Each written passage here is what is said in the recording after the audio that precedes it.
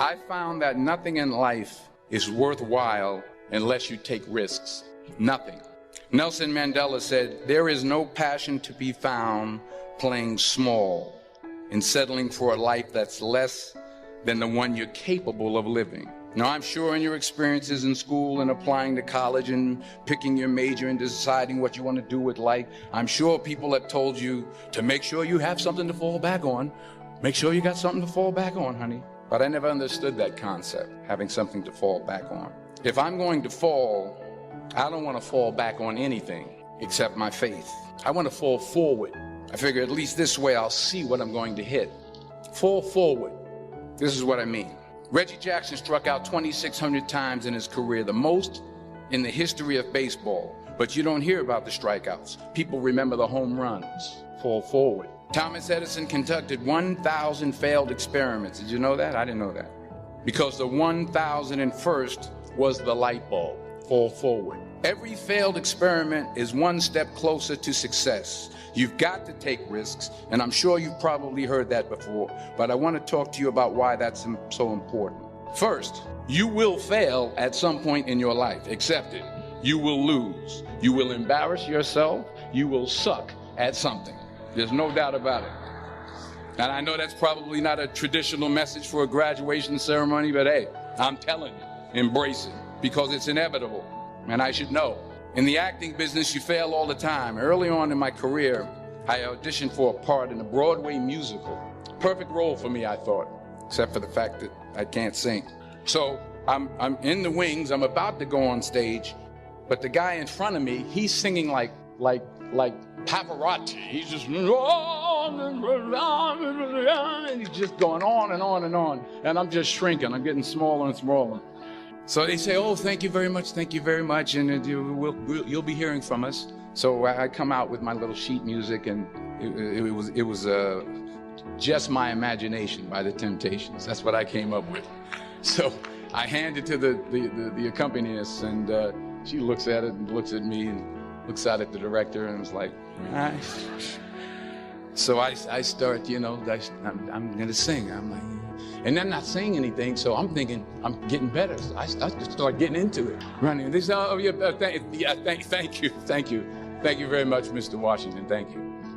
So I assumed I didn't get the job. But the next part of the audition, he called me back. The next part of the audition is the acting part of the audition. So I'm like, hey, okay, maybe I can't sing, but I know I can act. So they pair me with this guy, and again, I didn't know about musical theater. And musical theater is big, so they can reach everyone all the way in the back of the stadium.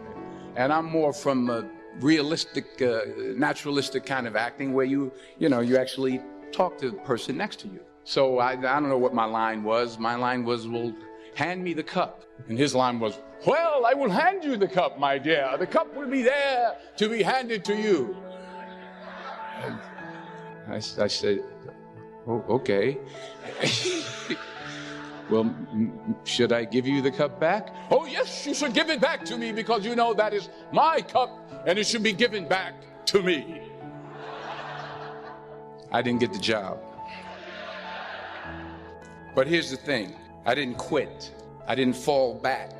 I walked out of there to prepare for the next audition and the next audition and the next audition. I prayed, and I prayed, but I continued to fail and fail and fail. But it didn't matter, because you know what? There's an old saying, you hang around the barbershop long enough, sooner or later you're going to get a haircut. So you will catch a break, and I did catch a break. Last year, I did a play called Fences on Broadway. Someone talked about it. Won the Tony Award. And I didn't have to sing, by the way. But here's the kicker. It was at the Court Theater. It was at the same theater that I failed that first audition 30 years prior. The point is, every graduate here today has the training and the talent to succeed. But do you have the guts to fail?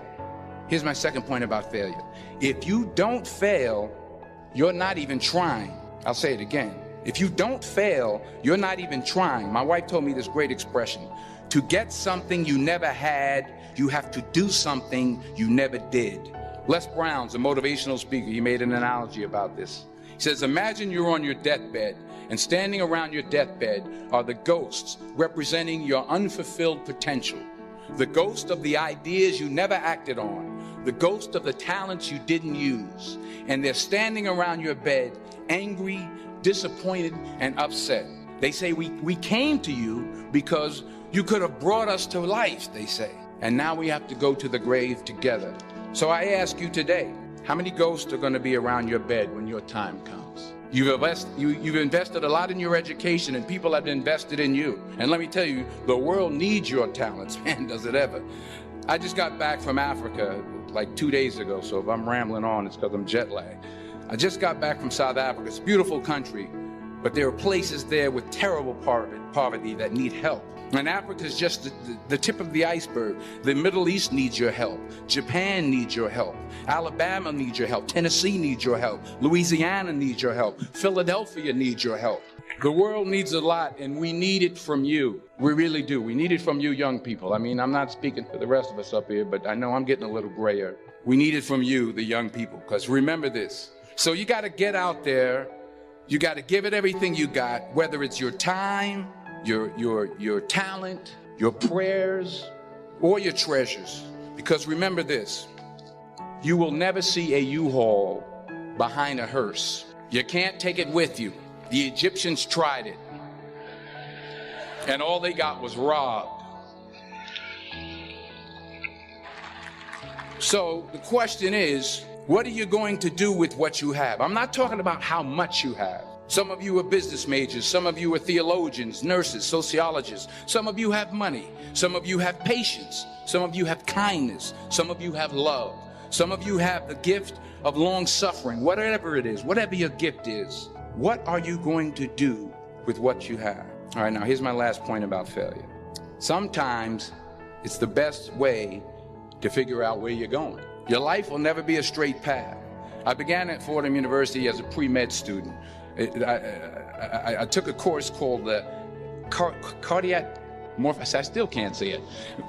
Cardiac morphogenesis. I couldn't read it. I couldn't say it. I sure couldn't pass it. So then I decided to go into pre-law, then journalism. And with no academic focus, my grades took off in their own direction.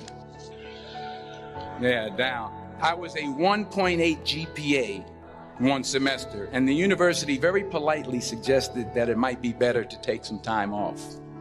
I was 20 years old. I was at my lowest point. And then one day, and I remember the exact day, March 27th, 1975, I was helping my mother in her beauty shop. My mother owned a beauty shop up in Mount Vernon. And there was this older woman who was considered one of the elders in the town. And I didn't know her personally, but I was looking in the mirror, and every time I looked at the mirror, I could see her behind me, and she was staring at me. She just kept looking at me. Every time I looked at her, she kept giving me these strange looks. So she finally took the dryer off her head and said something I'll never forget. First of all, she said, "Somebody give me a piece of paper. Give me a piece of paper." She said, "Young boy, I have a prophecy, a spiritual prophecy." She said, "You are going to travel the world and speak to millions of people." Now, mind you, I'm 20 years old. I'm flunked out of school. In fact, like a wise ass, I'm thinking to myself, maybe she's got something in that crystal ball about me getting back into school next fall. But maybe she was on to something, because later that summer, while working as a counselor at a YMCA camp in Connecticut, we put on a talent show for the campers. And after the show, another counselor came up to me and asked, "Have you ever thought about acting? You're good at that." So when I got back to Fordham that fall, I got in and I changed my major once again for the last time. And in the years that followed, just as that woman prophesied, I have traveled the world and I have spoken to millions of people through my movies. Millions who up till this day couldn't see me, who up till this day I couldn't see while I was talking to them, and they couldn't see me. They could only see the movie. They couldn't see the real me.